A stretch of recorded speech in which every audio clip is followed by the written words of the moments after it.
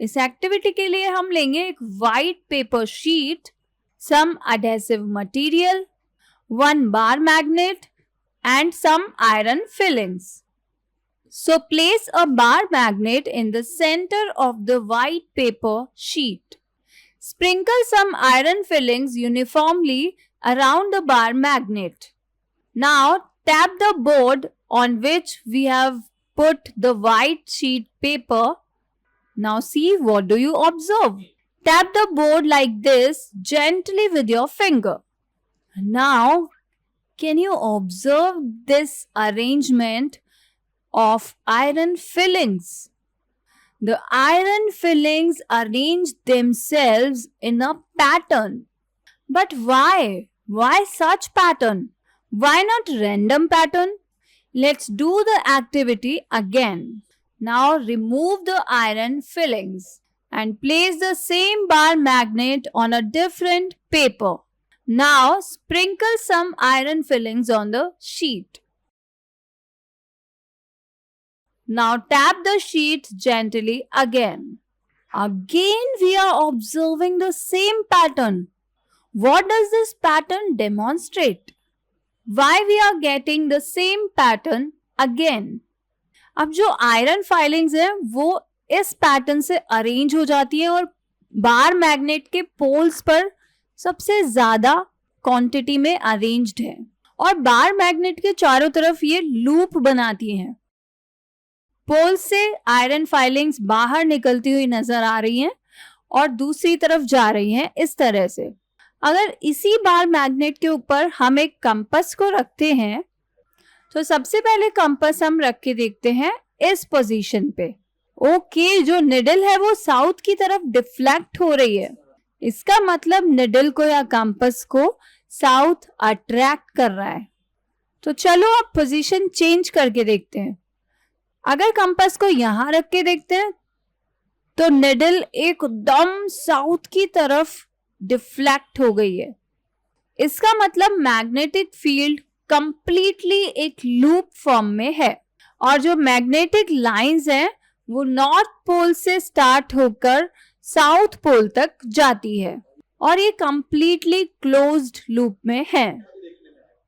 तो जो कंपास है वो एक पर्टिकुलर पाथ पर चलती हुई नजर आ रही है और ये पाथ ऑलमोस्ट लूप फॉर्म में है, मतलब ये एक इलिप्टिकल पाथ है।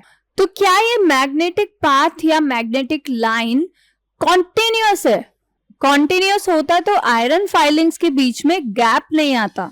सो ये गैप इंडिकेट करके जा रहा है कि लाइंस कॉन्टिन्यू नहीं है, यानी इस जगह पर और इस जगह पर और इस जगह पर और इन सब जगहों पर कुछ नहीं है, कोई भी मैग्नेटिक पाथ या मैग्नेटिक लाइंस नहीं है। अगर हम इन मैग्नेटिक लाइंस के बीच में अगर कंपास को रखते हैं तो उसमें कोई डिफ्लेक्शन नहीं होता है, जबकि कंपास को थोड़ा सा ऊपर या नीचे रखने से उसमें डिफ्लेक्शन नजर आता है।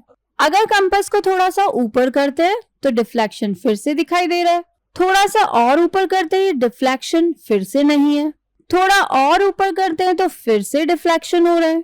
ये इंडिकेट करके जा रहा है कि दो मैग्नेटिक लाइंस के बीच में कोई मैग्नेटिक फोर्स नहीं है, कोई मैग्नेटिक फील्ड नहीं है, मैग्नेटिक इन्फ्लुएंस नहीं है, मैग्नेट का कोई असर नहीं है। ऐसा लग ही नहीं रहा है कि कोई मैग्नेट रखा भी हुआ है, लेकिन इन पॉइंट्स पर मैग्नेटिक फील्ड या मैग्नेटिक इफेक्ट है। चलो एक और एक्टिविटी से हम देखते हैं मैग्नेटिक फील्ड लाइंस को। So this is the bundle of a copper wire. तो इस बार हम बार मैग्नेट यूज ना करके कॉपर वायर का यूज करते हैं। अगर कॉपर वायर के अंदर इलेक्ट्रिसिटी फ्लो होती है तो दैट मीन्स उस टाइम वो एक्ट करता है एक बार मैग्नेट की तरह, क्योंकि यही तो हमने देखा है इस चैप्टर में। जब भी एक वायर से इलेक्ट्रिक वायर से इलेक्ट्रिसिटी फ्लो होती है तब वो बार मैग्नेट बन जाता है या बार मैग्नेट की तरह बिहेव करता है। दैट मीन्स ये copper wire magnetic field generate करेगा, दैट मीन्स ये मैग्नेटिक फील्ड लाइंस बनाएगा। दैट मीन्स ये आयरन फाइलिंग को अरेंज कर सकता है। इसके लिए हमें कुछ भी करने की जरूरत नहीं है, बस लेंगे थोड़ी आयरन फाइलिंग्स और उसको स्प्रिंकल कर देंगे पेपर शीट पर, और पेपर शीट पर पहले से ही कॉपर वायर फिक्स किया हुआ है। अब हम इस कॉपर वायर के अंदर इलेक्ट्रिसिटी फ्लो करवाएंगे। वो आयरन फाइलिंग्स अरेंज हो गई हैं, जबकि इस बार हमने बार मैग्नेट भी यूज नहीं किया है, हमने तो कॉपर वायर यूज किया है। कॉपर वायर ही तो बार मैग्नेट है, और यही तो इस चैप्टर का नाम है। Current carrying wire acts as a bar magnet. अब एक और एक्टिविटी करके देखते हैं, जिसमें हम पेपर शीट पर जो कॉपर वायर का अरेंजमेंट है उसको थोड़ा सा चेंज करेंगे। अब हम शीट के आर पार इस वायर को डालेंगे, यानी एक होल करके कॉपर वायर को हम शीट के परपेंडिकुलर फिक्स करते हैं। अब हम शीट पर डालते हैं iron filings,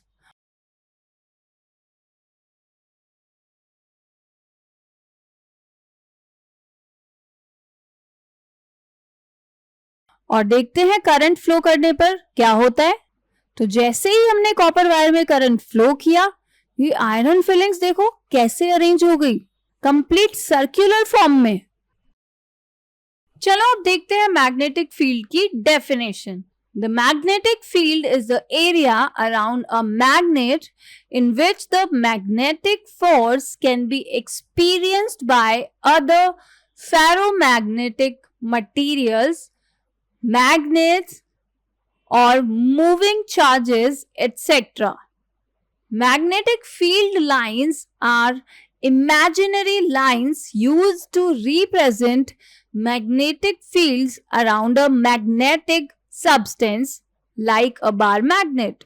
So magnetic field lines help us describing the direction of the magnetic force acting on magnetic substances.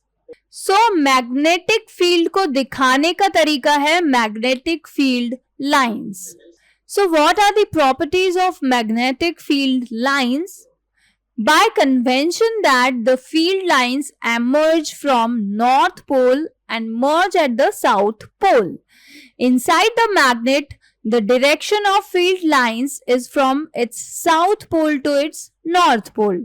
तो मैग्नेट के अंदर जो मैग्नेटिक फील्ड लाइंस हैं वो चलती हैं साउथ पोल से नॉर्थ पोल की तरफ, बट मैग्नेट के बाहर जो मैग्नेटिक फील्ड लाइंस हैं वो नॉर्थ पोल से साउथ पोल की तरफ चलती हैं इस तरह से, और इस तरह से मैग्नेटिक फील्ड लाइंस एक क्लोज लूप बनाती हैं। That means magnetic field lines are closed curves. But iron filing जब हमने देखी बार मैग्नेट के चारों तरफ, वो पोल्स पर ही सबसे ज्यादा क्यों क्राउडेड थी? Because the magnetic field lines are crowded near poles which shows strength of the magnetic pole. So poles पर ज्यादा मैग्नेटिक फील्ड लाइंस है, यानी ज्यादा मैग्नेटिक इफेक्ट है, और दो मैग्नेटिक फील्ड लाइंस कभी भी एक दूसरे को क्रॉस नहीं करती हैं। So magnetic field is a quantity that has both direction and magnitude. The direction of the magnetic field is taken to be the direction in which a north pole of the compass needle moves inside it. Therefore, it is taken by convention that the field lines emerge from north pole and merge at the south pole. So current carrying conductor भी magnetic field generate करता है. So we have already seen that an electric current through a metallic conductor produces a magnetic field around it. In order to find the direction of the field produced, let's repeat the activity